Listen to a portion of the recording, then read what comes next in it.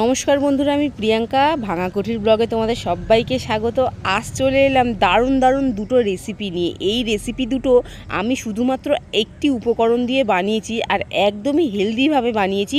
তো পুরো ভিডিওটা দেখার কিন্তু অনুরোধ রাখলাম। পুরো ভিডিওটা কিন্তু দেখলে অনেক কিছুই জানতে পারবে। তো প্রথমেই আমি বানিয়েছিলাম মিনি ইডলি, আর সাথে হচ্ছে কি ধোসা ইনস্ট্যান্ট। এই মিনি ইডলি আর ধোসার রেসিপিটা কিন্তু দারুণ হয়েছে। এইরকম হেলদি ব্রেকফাস্ট কিন্তু সবাই কিন্তু পছন্দ করে খেতে। তো প্রথমেই এখানে আমি নিয়ে নিয়েছি তড়কা ডাল। তো আগের দিন রাতে আমি ভিজিয়ে রেখেছিলাম তড়কা ডাল। তো সেই ডালটা দিয়েই আজকের বানালাম। প্রথমেই বললাম না যে একটি উপকরণ দিয়ে আমি আজ এই দুটো রেসিপি দেখাবো। তো এই ডালটা দিয়েই, তড়কা ডালটা দিয়েই আমি দুটো রেসিপি বানিয়েছি। তো কিভাবে বানিয়েছি সেটা দেখতে থাকো। প্রথমেই এই তড়কা ডালটা আগের দিন রাতে ভিজিয়ে দিয়েছিলাম। তো সেটাকেই এখন একটা মিক্সিং জারের মধ্যে নিয়ে নিয়েছি। আর এখানে দিয়ে দিয়েছি 2-3 টুকরো রসুন, 2 কোয়া আদা, আর সাথে একটা কাঁচা লঙ্কা। ঝালের পরিমাণটা একদমই কম দিয়েছি। সাথে এর মধ্যে দিয়ে দিলাম পরিমাণ মতো নুন। এবার এর মধ্যে সামান্য একটু জল দিয়ে এটাকে একদম মিহি পেস্ট করে নেব। আর তোমরা চাইলে এর মধ্যে সামান্য একটু সুজি, টক দই এটা দিতে পারো, খেতে কিন্তু ভালো লাগবে আর কি। তবে আমি আজকে শুধুমাত্র এই একটি উপকরণ দিয়েই কিন্তু তৈরি করে দেখাবো, তাই আমি হেলদি ব্রেকফাস্ট বললাম। তো আর কিছু আমি এর মধ্যে দিইনি। আর হ্যাঁ, সামান্য একটু আমি গাজর এখানে একদম মিহি গ্রেট করে দিয়ে দিয়েছি। গাজরটা কেন জানি না আমার এইসব ধোসার মধ্যে খেতে বেশ ভালো লাগে, তাই গাজরটা দিয়েছি। আর অল্প পরিমাণের আবারও একটু নুন দিয়েছি। যেহেতু প্রথমে নুনের পরিমাণটা একটু কম দিয়েছিলাম, তাই এখন আমি যেহেতু গাজরটা আবার অ্যাড করেছি, তাই এর মধ্যে আবারও অল্প পরিমাণে নুন দিয়েছি। এবার এখানে আমি দিয়ে দিলাম একদম হাফ চামচেরও একটু কম দিয়ে দিয়েছি সোডা। তো সোডাটাকে দিয়ে ভালো মতন এটাকে মিশিয়ে নিতে হবে। আর সোডাটাকে দিয়ে কিন্তু বেশিক্ষণ এই ব্যাটারটা কিন্তু রেখে দেওয়া যাবে না। তো ওই যে মিক্স করার পরে দেখতেই পাচ্ছ তোমরা যে সোডাটা দেওয়ার পরে কিন্তু একদম ব্যাটারটা কিন্তু ফুলে কিন্তু অনেকটা পরিমাণে হয়ে গেছে। তো আমাদের কিন্তু ব্যাটার কিন্তু রেডি হয়ে গেছে। এইবারে আমি মিনি ইডলিটা বানিয়ে নেবো।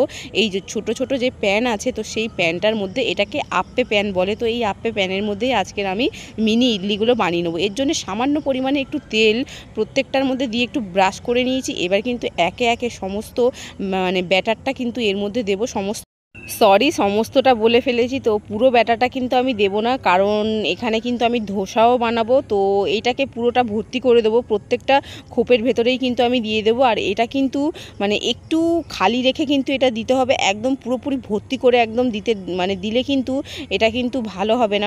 ওপরটা যেহেতু একটু ফুলবে, তো তাই আমি একদমই একটু জায়গা খালি রেখেই এটা দিচ্ছি। যেহেতু এটা জলের ভাপে করব, এটা কিন্তু বেশ খানিকটা ফুলবে, তাই কিন্তু আমি একটু খালি রেখেই দিয়েছি। আর এদিকে আগে থেকেই কিন্তু আমি জল একটা কড়াইয়ের মধ্যে বসিয়ে দিয়েছিলাম। তো জলটা ফুটে গেছে, তারপরে আমি এই প্যানটাকে ওপর থেকে বসিয়ে দিয়েছি। তো আপ্পে প্যানটাকে বসিয়ে এর ওপর থেকে একটা ঢাকনা চাপা দিয়ে আমি প্রায় মিনিট 10 মতন কিন্তু এই জলটাকে ফুটিয়ে নিয়েছি। আর জলের ভাপে কিন্তু এই মিনি ইডলিটা সিদ্ধ হয়ে গেছে। এবার কিন্তু এই মিনি ইডলিটা যে হয়ে গেছে সেটা চেক করে নিলাম একটা টুথপিক দিয়ে। তো টুথপিকটা মোটামুটি ক্লিন এলে তার কিন্তু মিনি ইডলিটা আমার কমপ্লিট হয়ে গেছে। আর আমি যেই ভুলটা করেছি সেই ভুলটা কিন্তু তোমরা করো না। আমি এখানে না গরম মিনি ইডলিটা আমি বের করার চেষ্টা করছিলাম, তাই একটু ভেঙে ভেঙে যাচ্ছিলো। তাই আমি ভাবলাম যে একটু ঠান্ডা হয়ে যাক, তারপরে আমি বের করব। এদিকে ততক্ষণে কিন্তু আমি একটা প্যান বসিয়ে দিয়েছি। এবার আমি ধোসাটা বানাবো। তো এখানে প্রথমে একদম সামান্য একটু তেল আমি ব্রাশ করে আর গরম করে নিয়েছিলাম। তাওয়াটা ভালো মতন গরম করে একদম কিন্তু কমিয়ে দিয়েছি। তারপরে গ্যাসের ফ্লেমটা কমিয়ে দিয়ে তারপরে এখানে বেশ 2 হাতা মতন ব্যাটার নিয়ে এটাকে একদম ছড়িয়ে দিয়েছি। তো এই যে একদম মোটামুটি কিন্তু রেডি হয়ে গেছে। এবার যেহেতু বাচ্চারা খাবে, একটু টেস্টি না হলে কি আর হয় ওপর থেকে, তাই আমি সামান্য পরিমাণের একটুখানি চিজ এখানে গ্রেট করে দিয়েছি। এর মধ্যে তোমরা চাইলে নানান রকম মশলা টশলা দিতে পারো। তো আমি আজকের প্লেনই রাখছি।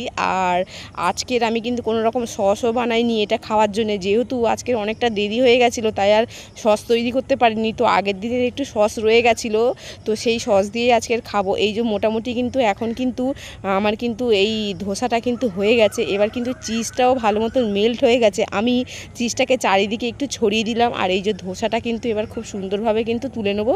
তো এই যে ধোসাটা কিন্তু যখন তৈরি হয়ে যায় তখন কিন্তু বেশ মচমচে থাকে, তবে একটু রেখে দিলে এই ধোসাটা কিন্তু একটু নরম হয়ে যায়। তো বেশিক্ষণ কিন্তু এই ধোসাটা মচমচে থাকে না। তো এটা কিন্তু গরম গরম বানিয়ে সঙ্গে সঙ্গে খেয়ে নিলে তখন কিন্তু বেশ মচমচে থাকে। তো এই যে মোটামুটি কিন্তু এই ইনস্ট্যান্ট জিনিস কিন্তু একদম সঙ্গে সঙ্গে বানিয়ে গরম গরমই খেয়ে নিতে হয়।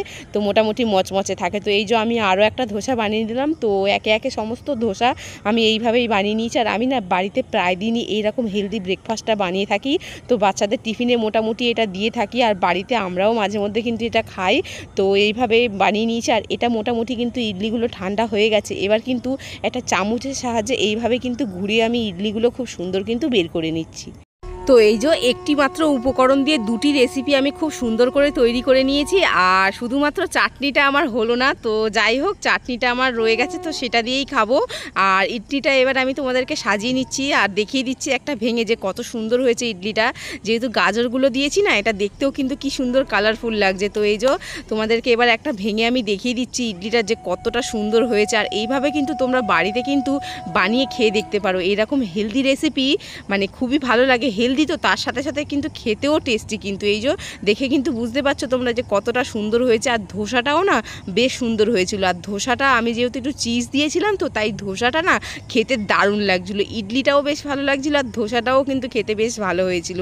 তো যাই হোক আজকের কিন্তু আমার রেসিপি এই পর্যন্তই ছিল। রেসিপি ভালো লাগলে অবশ্যই কিন্তু লাইকের পাশাপাশি ছোট্ট একটা কমেন্ট আর শেয়ার করে দেবেন বন্ধু বান্ধবদের কাছে আমার এই রেসিপিটা। নতুন কেউ যদি আমার চ্যানেলে এসে থাকেন অবশ্যই কিন্তু চ্যানেলটা সাবস্ক্রাইব করে পাশে থাকবেন। টাটা।